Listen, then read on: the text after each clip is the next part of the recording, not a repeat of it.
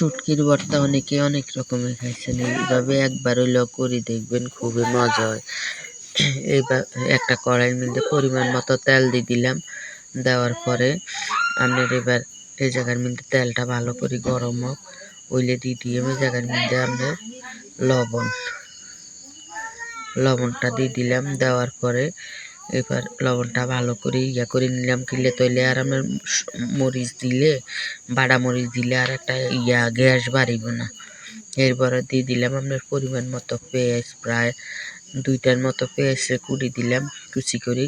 এগুলার একটু আপনার ভাজা হয়ে এলে দিয়ে জায়গায় একটু রসুন বাটা, শুটকির ভর্তার মধ্যে একটু রসুন বাটা দিলে বেশি মজা হয়। এরপরে এর মধ্যে 3টার মতো বাঁশপাতা শুটকি লইলাম, ভিজাটা লওয়ার পরে এগুলার 2 হালি রেডি করে লইছি। আগে দিয়ে এগুলার একটু ভাজা করে হেলাইলাম যেন আপনার কাঁটাটা আর মাংসটা ওই জায়গায়। এরপরে মরিচটা ঢালি দিলাম।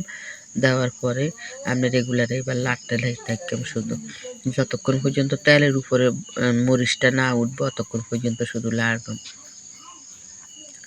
এইভাবে আপনার শুটকির ভর্তা একবার হইলেও করে দেখেন, খুবই মজা হয় খাইতে। এগুলা মোড়া মরিচ, এগুলা ঝাল কম, এমনি লাল টুকটুকে দেওয়া যায়।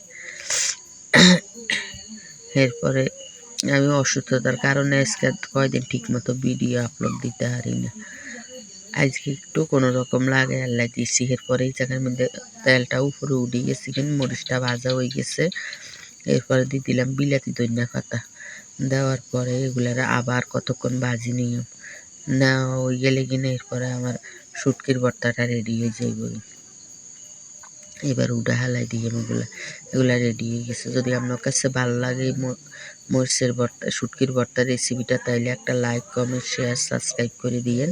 আসসালামু আলাইকুম।